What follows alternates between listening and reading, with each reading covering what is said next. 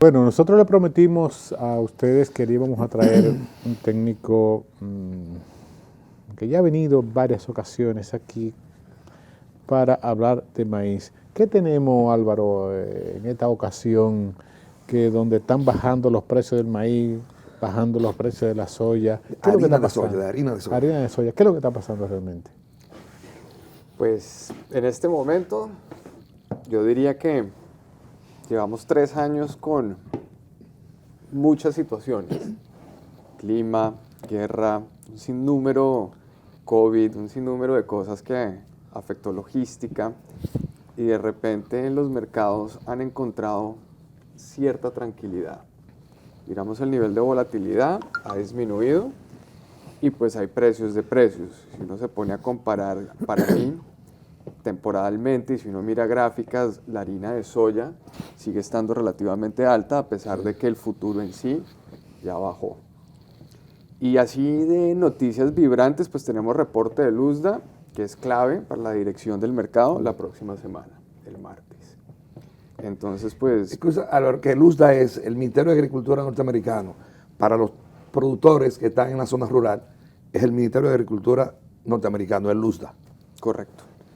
Entonces, pues este reporte da una dirección normalmente, y este es un reporte relativamente importante porque ya cerramos ahora el ciclo agrícola 2022-2023 de Estados Unidos y abrimos este nuevo ciclo agrícola que es 23-24, que es donde veníamos con una expectativa de un cultivo relativamente grande, y es un cultivo por temas climatológicos que se ha ido, digamos, reduciendo, por lo cual me parece natural. Ahora estamos a 2 semanas de empezar ya la recolecta en full. Ya empezaron ciertos estados, ciertos agricultores ya están en este momento montados en sus combinas, en sus recolectoras. Pero digamos que en 2 semanas empieza ya el movimiento grande, digamos, de recolección de maíz, y el clima es favorable.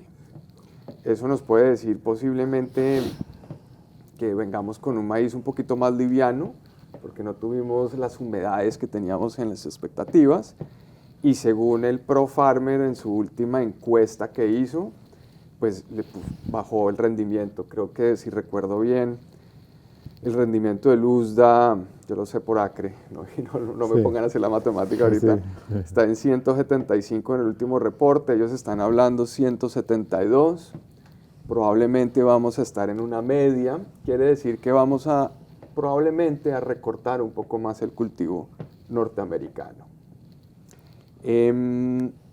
Ya enfocándonos un poco en los comentarios en la introducción, creo que es importante tomar en cuenta qué son los cultivos a nivel mundial, ¿no?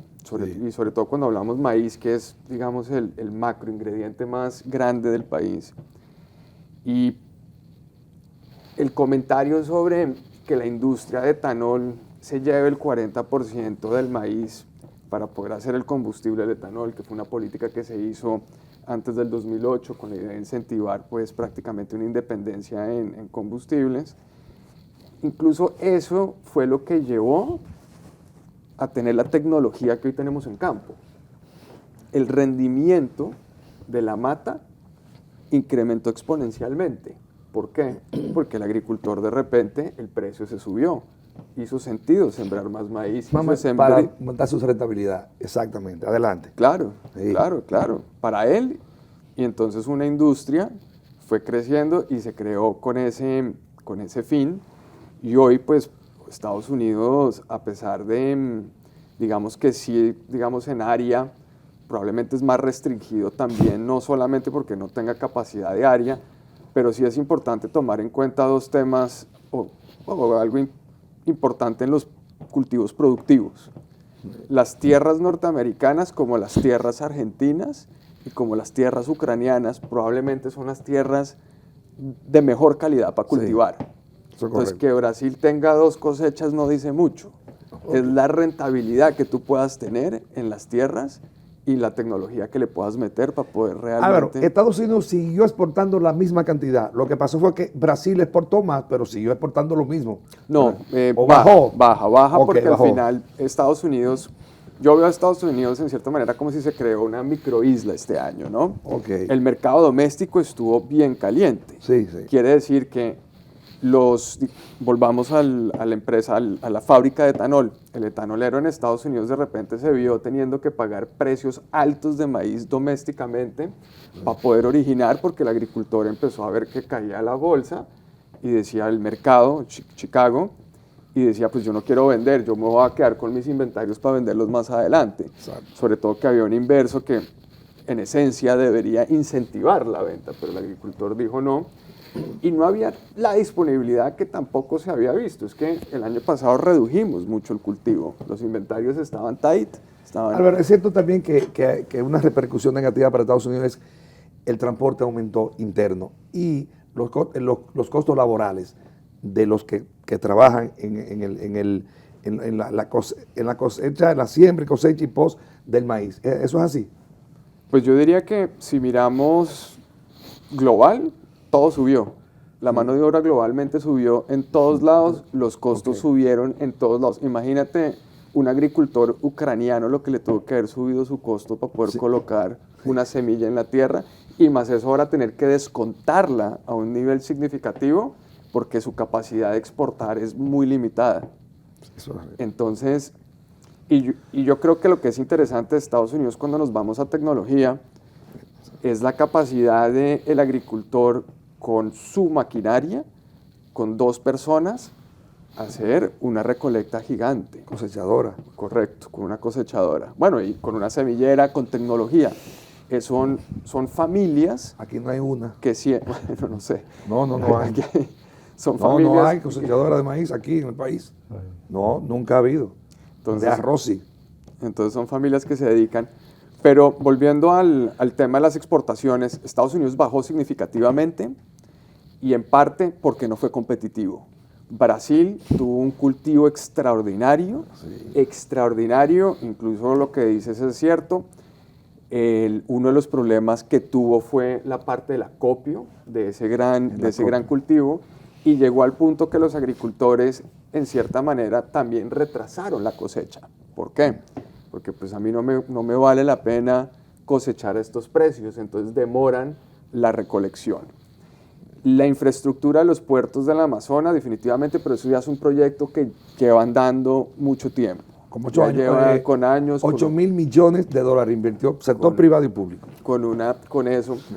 Y pues definitivamente pues les da, es otra salida para poder exportar mundialmente. Sí. Pero yo diría que el otro tema que está afectando también el precio y también un poco la competitividad, y por qué Brasil también está más competitiva en este momento, es el cruce del Canal de Panamá, es un gran problema. Y el otro es que las relaciones Estados Unidos-China no son buenas.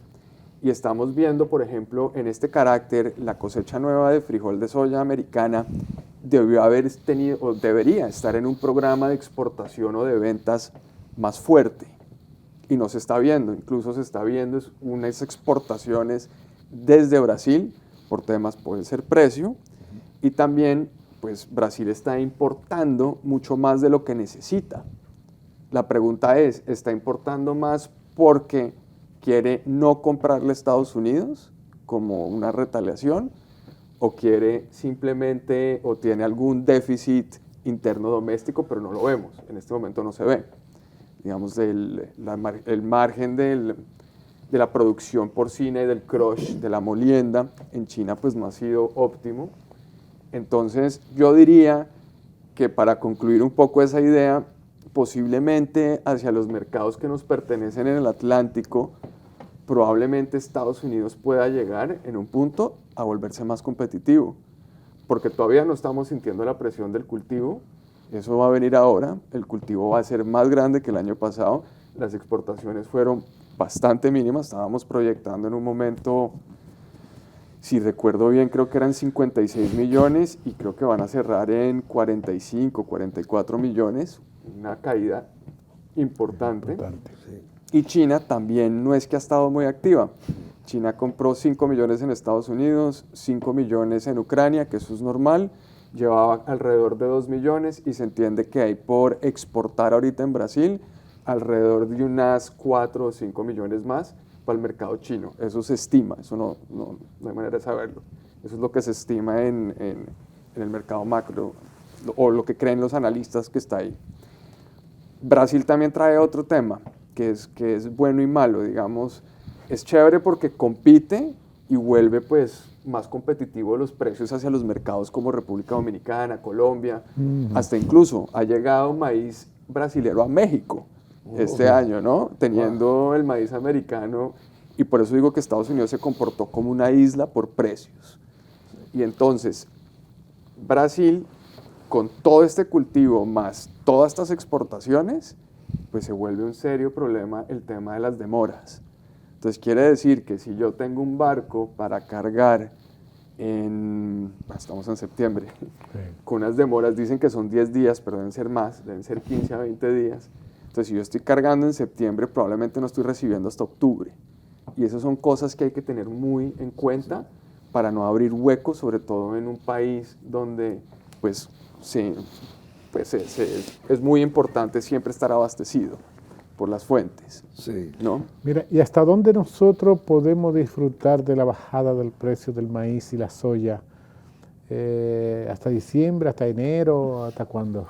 Pues miren, en mis épocas de comercialización, yo siempre, y tengo no sé por qué, tengo la marca que en octubre tiende a arrancar el maíz de nuevo. Octubre, noviembre. A subir. Sí.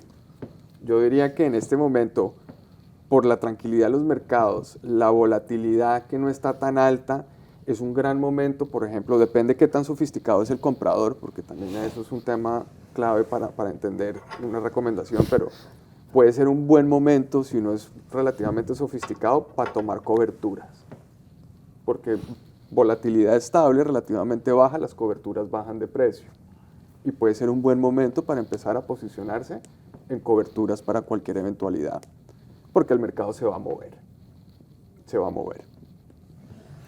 Que el comerciante dominicano, pienso que es totalmente diferente a los demás comerciantes de Centroamérica o de Latino, porque el comerciante es un personaje de alto requerimiento en rentabilidad.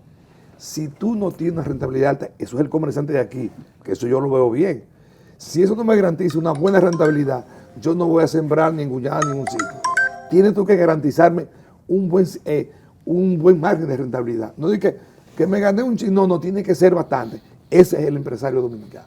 Entonces, tienen que sentarse, hacer números, como decimos. Tienen que hacer números porque no está mal en el sentido de tú ir, si hay un intercambio comercial, si tú me siembras maíz aquí, yo te voy a dar esto. Si hay un intercambio de beneficio comercial entre ambos países, en esa parte yo no lo... Como si fuera un acuerdo de libre comercio parecido, pero hay que sentarse por asuntos de transporte, de competitividad, una serie de factores, clima, lo que tú dijiste, tú no sabes cuándo termina estos conflictos bélicos que hay a todos los niveles, y yo pienso que en todo hay que sentarse fríamente, ¿verdad? Mira, Álvaro, la gente me dice en la calle, me han preguntado, pero ¿por qué ustedes siguen diciendo que se ha importado 1 millón todos los años, 400, 350,000 toneladas de maíz, si ahora hay la mitad de los cerdos que había? A pesar que hubo un aumento significativo de la producción de pollo de 17, 18 a 20 millones según los productores grandes, pero hay la mitad de los cerdos. Entonces, esa parte tiene que tener una reducción, que es un alto consumo de maíz, pero hay una disminución en el ganado de leche, de finca lechera, y hay una transferencia de ganado de leche a carne donde no dan maíz. Entonces, ustedes siguen, con los números que tú tienes, siguen anualmente las importaciones de maíz estables, anualmente. Yo diría que sí, 1.2, 1.3, ese es el número con el que me exactamente, 1.2 sí, 1.2, eso es correcto. Sí, un buen año se podría llegar a 1.4, pero yo diría que 1.2, 1.3 es un número... ¿Qué mensaje tú le puedes dar a los productores nacionales en el uso del maíz y la soya,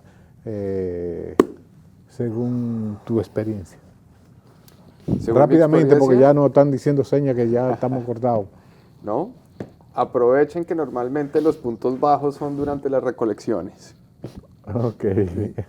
Álvaro, y que no hay problema con la modificación de genética en los diferentes granos, eso no es problema.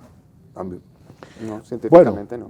Bueno, señores, nosotros, como siempre, llevándole todas las informaciones del sector agropecuario nacional y llevándole las cosas que suceden en el momento oportuno.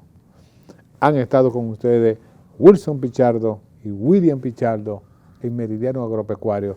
Muchísimas gracias, Álvaro López, por tus informaciones. Con gusto.